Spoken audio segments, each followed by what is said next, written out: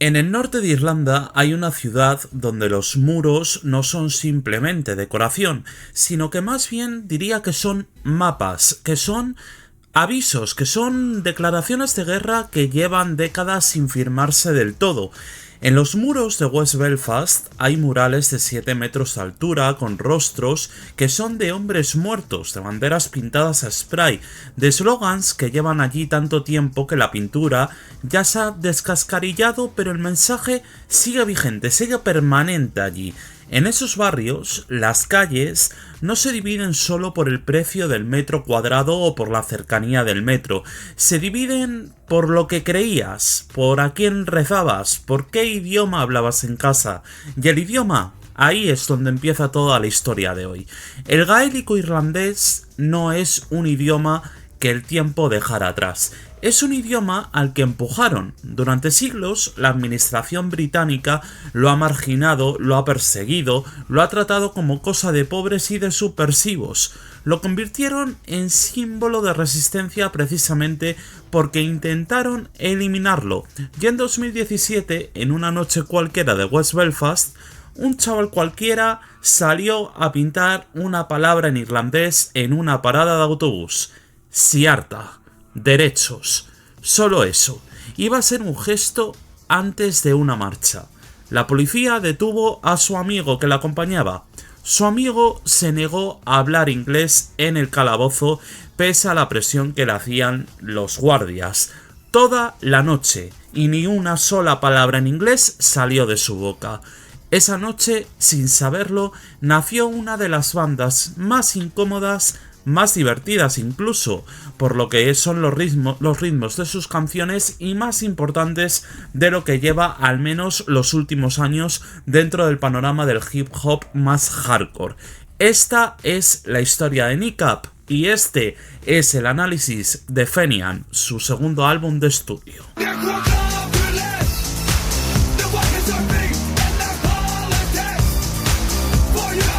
Primeramente os diré que me perdonéis con la pronunciación de algunas cosas, pues seguramente sea rara en más de una ocasión porque evidentemente el gaélico no es un idioma que suelo manejar. Mócara se llama Liam O'Hanait, que viene de West Belfast, el corazón republicano católico de la ciudad, el barrio donde el acuerdo del Viernes Santo de 1998 no borró todas las cicatrices de 30 años de los Troubles, es decir, del conflicto norirlandés. Lleva el peso de eso en el apellido, en el idioma con el que rapea, en la forma que tiene de mirar a cámara cuando alguien le hace una pregunta que le parece soberanamente estúpida y que en muchas ocasiones se suele repetir este patrón. Moghlai Bab se llama Naois o Kairea Lane, también de West Belfast. Es quien escribe más, quien parece más consciente de lo que están construyendo, quien habló en público sobre la muerte de su madre con una franqueza que desarmó a todo el mundo. Lo veremos de hecho al final de este vídeo porque ese momento merece estar justo como cierre. Y luego está DJ Provide, JJ O'Doherty, de Derry, el tercer punto del triángulo. Era profesor de escuela, y digo era porque lo fue hasta 2020, cuando circuló por internet un vídeo suyo en un concierto con la frase Brits Out, escrita en los glúteos. Sin eufemismos, eso fue lo que pasó y la verdad que fue una declaración de intenciones. Fue lo que acabó con su carrera docente, y hay gente que lo cuenta como una anécdota graciosa, pero para mí no es así, yo no lo tomaría como eso, porque que alguien pierda su trabajo por lo que hace un sábado por la noche en un concierto dice mucho sobre el ambiente en el que estos tres tipos han crecido y sobre por qué hacen la música que hacen. La noche del spray ya os la he comentado un poquito por encima. Moghlai Bab y su amigo, el spray, la palabra siarta, la parada de autobús, la marcha por los derechos de la lengua, la policía, el calabozo, el amigo que se niega a hablar inglés, en fin. De esa noche salió lo que es la primera canción de Nick. El título, claro, no podía ser otro, Siarta. No nació en un estudio y no nació de un contrato discográfico. no nació de una reunión con un manager, nació de una pared y nació de un arresto. Esto es importante tenerlo en cuenta, y no porque sea algo que se pueda incluso romantizar, sino porque explica el tono de todo lo que viene después para con la banda. El gaélico no es para ellos un gesto cultural ni una apuesta de marketing, es literalmente la lengua con la que crecieron en un entorno donde esa lengua era política. Meterla en el trap, en el hip hop, en la música rave, en el techno, en lo que haga falta, eso es lo que les hace especiales, y funciona porque no lo hacen como quien preserva algo en un museo, lo hace como quien lo trae a una fiesta y lo pone con el volumen al máximo para incluso intentar concienciar a la gente, pese a que los ritmos en muchos casos sean bailables. Sus referentes musicales son muy eclécticos, tanto como su historia.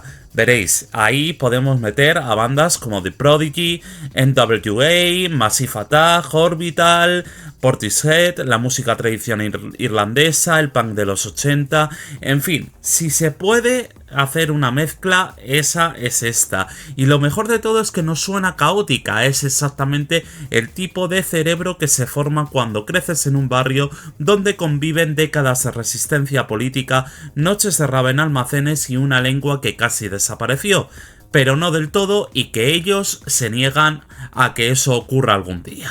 En 2018 sacan 3CAG, un mixtape, lo hacen ellos mismos con lo que tienen en sí, con los recursos que hay. Suena como tiene que sonar algo de este estilo, do it yourself al fin y al cabo, crudo, urgente, sin pulir demasiado, es decir, de estar por casa un poco. Como tiene que sonar algo que tampoco ha pedido permiso a nadie. En ese momento son un grupo de Belfast que rapean irlandés y que tiene muy claro que eso no le va a abrir ninguna puerta en la industria musical más mainstream, pero no les importa en absoluto porque ese no es el mensaje que quieren dar. Les empieza a importar al mundo a partir de 2024. ¿Por qué? Porque en 2024 pasa algo que no se puede fingir que no pasó. Sacan Fine Art, producido por Tom Latty, y la crítica no solo lo acoge bien, lo acoge con un entusiasmo que es genuino, y la verdad que se lo merecen. El concepto es perfecto para ellos, una noche entera en un pub ficticio de West Belfast llamado The Roots. Todos los personajes del barrio, todas las conversaciones de madrugada, todas las tragedias pequeñas y los momentos de comunidad que construyen un lugar. Es un disco de pub en el mejor sentido posible de esa frase. Es sucio, humano, lleno de vida, de resaca incluso. Suena a las 2 de la mañana cuando ya no queda nadie en el bar, pero la conversación aún no se ha acabado, ni dentro, incluso ni fuera cuando estéis en la puerta. Y en 2024 también lo que ocurre es la película. Rick Pepiat dirige el biopic de Nick Up, con Michael Fassbender en el papel del padre de Mowgli Bab. Gana el Next Audience Award en Sundance. Es la candidatura irlandesa a los Oscar, y de repente Nick Up ya no es un proyecto underground de Belfast, es algo que la gente de fuera puede ver, puede seguir, puede entender sin saber nada de la política del norte de Irlanda. La película funciona como puerta de entrada, el disco Fine Art funciona como la fiesta a la que llegas después de entrar, pero hay algo que no se dice suficiente sobre este periodo en sí, y el éxito de Fine Art también crea un problema en sí, porque cuando te llega bien un disco, la presión del segundo es exactamente la trampa que puede hacerte irrelevante. Nick Up lo saben, y lo que hacen a continuación lo demuestra, pero se lo saltan por la torera.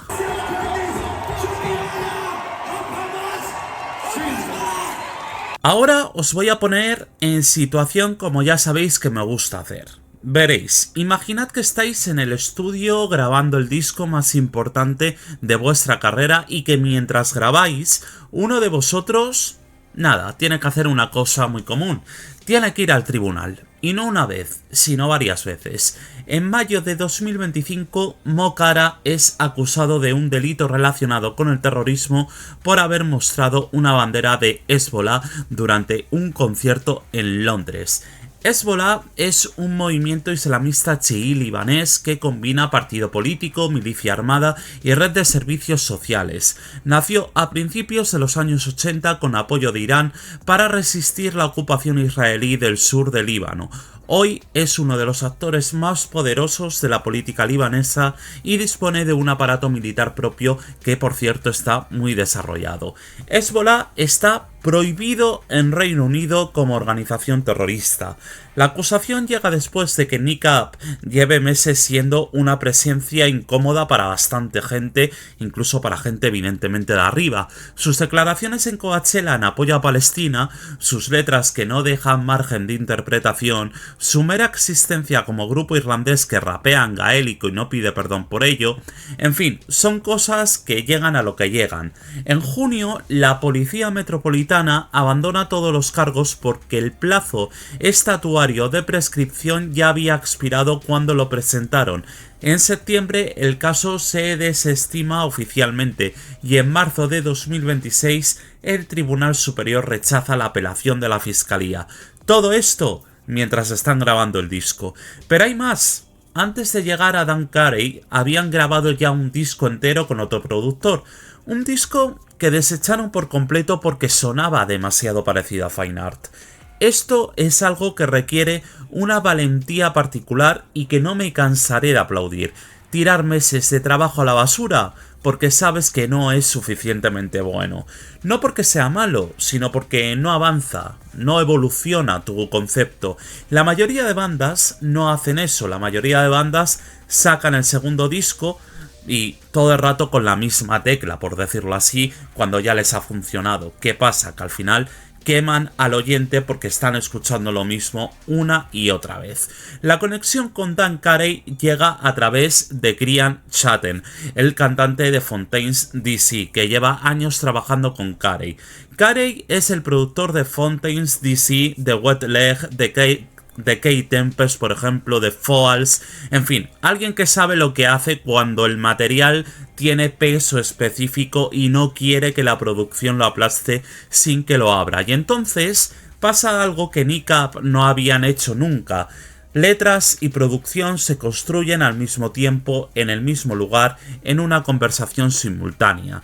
Lo que sale de allí son 7 semanas de estudio, 7 semanas en las que también van al Tribunal del Magistrado, también tocan en el Wembley Arena, también gestionan la cancelación de la gira norteamericana y lo recuerdan encima con la siguiente declaración. Normalmente el tiempo de estudio para una banda tiene mucho tiempo muerto, pero nosotros íbamos desde el caos del tribunal al estudio y al final no fue un obstáculo, acabó incluso ayudándonos. Ese caos literalmente acabó en el disco porque en Carnival samplean la voz de los fans que estaban fuera del tribunal gritando Free Mocara.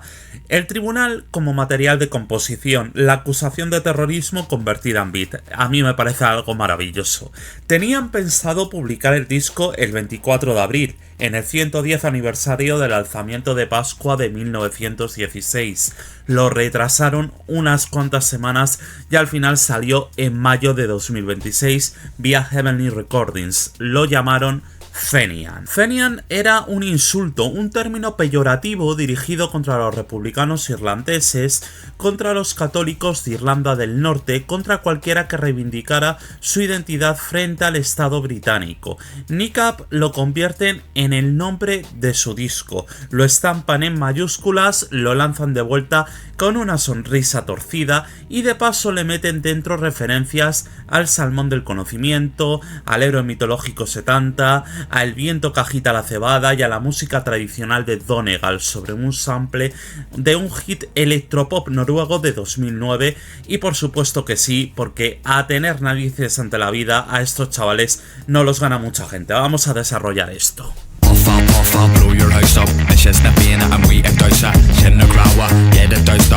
El primer single llega en enero de 2026 y se llama Lear's Tale y no tiene ninguna intención de hacerse querer por todo el mundo porque además es algo que te da la impresión cuando lo escuchas. De hecho, esta canción es la primera que he escuchado de ellos. Los versos principales atacan directamente a Keir Starmer, el primer ministro británico, por su posición en cuanto a Gaza, sin comillas, sin eufemismos, con la palabra genocidio dentro. De hecho, cito, que le den a Keir Starmer, el lacayo de Netanyahu con armadura de genocidio. Más claro no se puede decir. El caso es que lo echan en la BBC y se forma un revuelo de la leche por la polémica, porque sí, por supuesto que hay polémica. En términos sonoros, la canción es Orbital, el rapero británico, en modo belicoso. Es ácida, es bailable, está construida para estadios, es una paradoja perfecta, la canción más rabiosa del disco. También es la más festiva. La pregunta que se le hace a Nick Up sobre Palestina es siempre la misma. ¿Por qué? Y la respuesta que dan es siempre más interesante que la pregunta, por supuesto. En 2018, Mowgli estuvo en el campo de refugiados de Aida, en Belén. Ayudó a montar un gimnasio comunitario y allí conoció al rapero palestino Fauzi. Esa conexión no viene de leer artículos, viene de haber estado en un campo de refugiados y de haber entendido algo desde dentro. La canción Palestine, con Fauzi como colaboración, es exactamente eso, dos personas de dos contextos de ocupación distintos que se hablan sin pretender que el uno explica al otro, sin panfletismo y sin poses. Pero también está Occupied Six, la canción más corta del disco y a la vez una de las más densas, un retrato opresivo de la vida bajo el conflicto norirlandés con una referencia a los Undertones, esa maravillosa banda de pop-punk de los mediados de los 70 más o menos, que en 3 palabras hace más historia oral que muchos libros. Los Undertones eran de Derry y su primer EP, Teenage Kicks, salió en 1978, cuando el conflicto llevaba ya casi una década y Derry era una ciudad partida. La frase dice, la adolescencia allí no solo era pogo y primeras borracheras, y sí, evidentemente también eran otra cosa. El disco abre con Eire Godeo y no es un banger en sí, sobre texturas de trip hop con una voz femenina etérea que suena a Royce, cantante de Fermanagh, con sus vocales fantasmales. El tema establece desde el primer segundo lo que es el tono del disco: espacioso, oscuro, cinematográfico. Irlanda para siempre como apertura del disco, no como declaración de programa político, es más bien, ¿cómo llamarlo? Casi podríamos decir un estado de ánimo. Enarbolan casi un estandarte. El tema título, Fenian, con Casio Kids, es uno de los más brillantes del disco y también el más improbable. Casio Kids es una banda noruega de electropop de esa maravillosa ciudad que es Bergen. Su single Food y Use de 2009 es el sample que construye la base de esta canción. Nick Up lo cogen, lo tuercen, lo convierten en algo completamente distinto, casi como si estuviesen elaborando un plato diferente. Es una declaración de identidad republicana irlandesa que tiene dentro referencias que ya hemos citado antes, al salmón del conocimiento de la mitología celta, al semidios Setanta, a la película El viento que agita la cebada de Ken Loach sobre la guerra de la independencia, y a música folk tradicional de Donegal.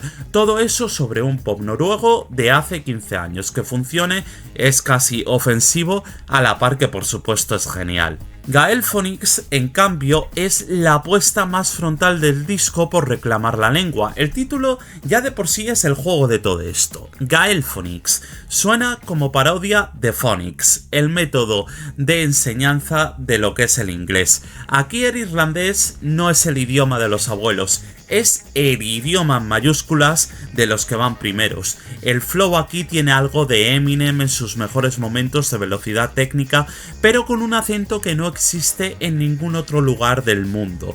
Si la primera mitad del disco mira hacia afuera, hacia Gaza, hacia los tribunales, hacia la historia de Irlanda, la segunda mitad empieza a doblar hacia adentro, pero no lo hace de golpe, lo hace poquito a poquito, con transiciones.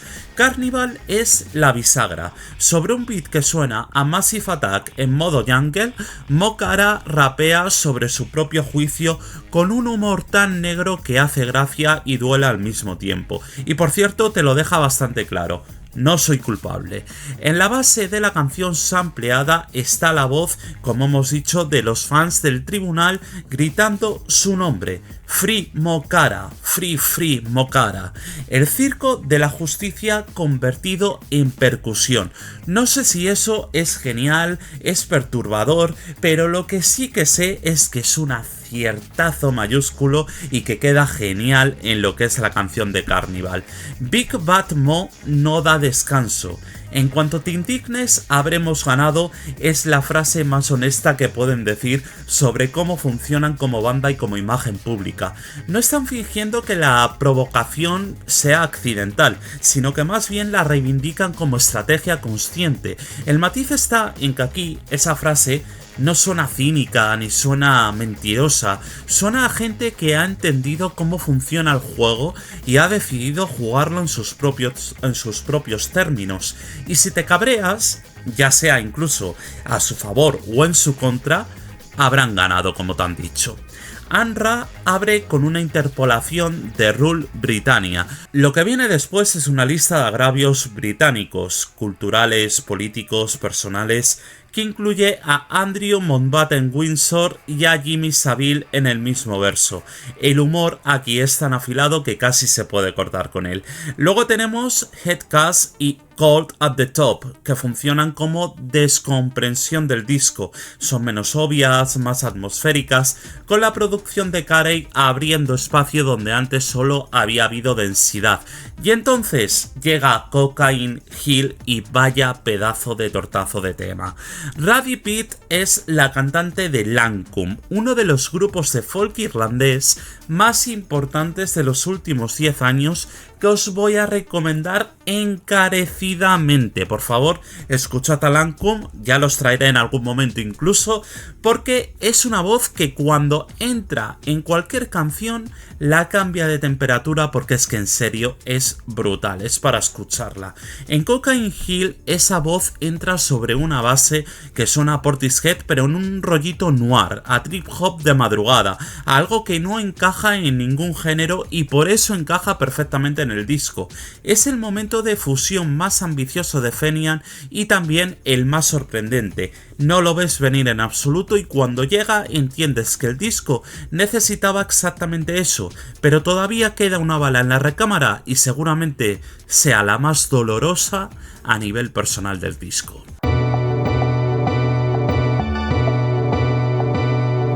La última canción es una despedida. Iris Goodbye es una expresión hecha. Marcharte de una fiesta sin despedirte, simplemente desaparecer de allí. Que el título de la canción más vulnerable del disco sea una forma de marcharse sin avisar, dice todo lo que se necesita antes siquiera de escucharla.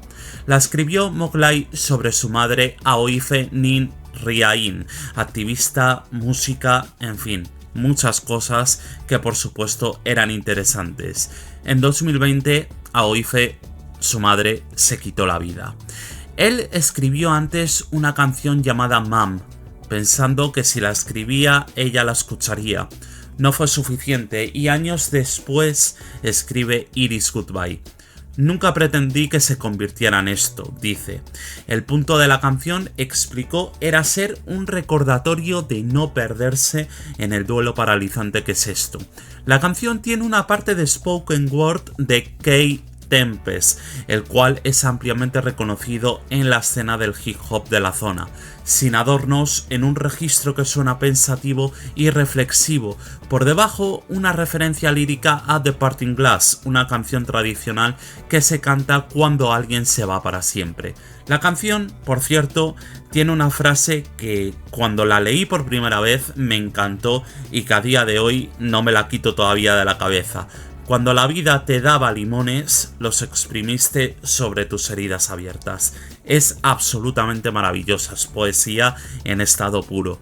Nick Up ha construido su reputación sobre la provocación, el ruido, la política con mayúsculas, la fiesta que no pide permiso. Y el disco, sin embargo, termina así. En el silencio, en una habitación en la que falta alguien, en las cosas cotidianas que echas de menos cuando pierdes a una persona importante y que son imposibles de explicar, pero que Mowgli intenta explicar con todas las palabras y de la manera que mejor puede. Es el momento más valioso del disco y posiblemente el más valioso de su carrera, aunque no lo haya dicho.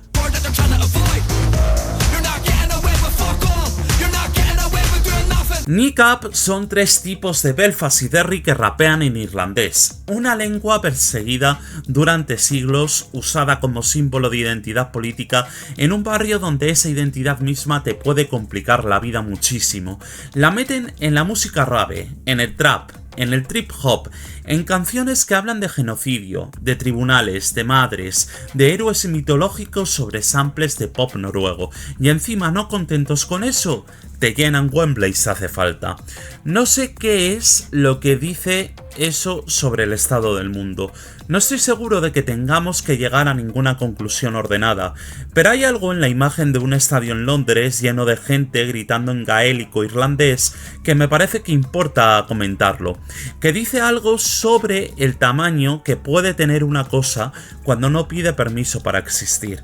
Fenian es el disco más redondo de su carrera, bajo mi opinión. Tiene momentos en los que el disco se asienta y coja aliento cuando quizás debería seguir corriendo. Y además es, con diferencia, el más honesto de todos. Es el más oscuro, es el más espacioso, es el más valiente en lo personal. Tiene canciones sobre política que no condescenderán nunca a explicarte por qué debería importarte en cierto modo esto.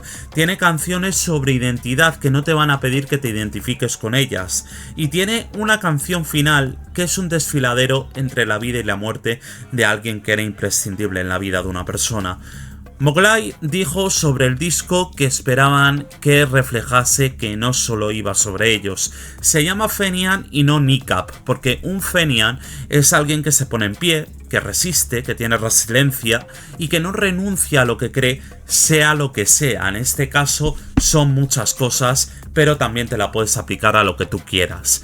Eso es lo que hay, sin moraleja, sin lección, con honestidad y con un mensaje que a mí me parece tremendo. Aquí acaba nuestro surco de hoy, sigue derribando las fronteras musicales y nos vemos en el siguiente vídeo. ¡Adiós!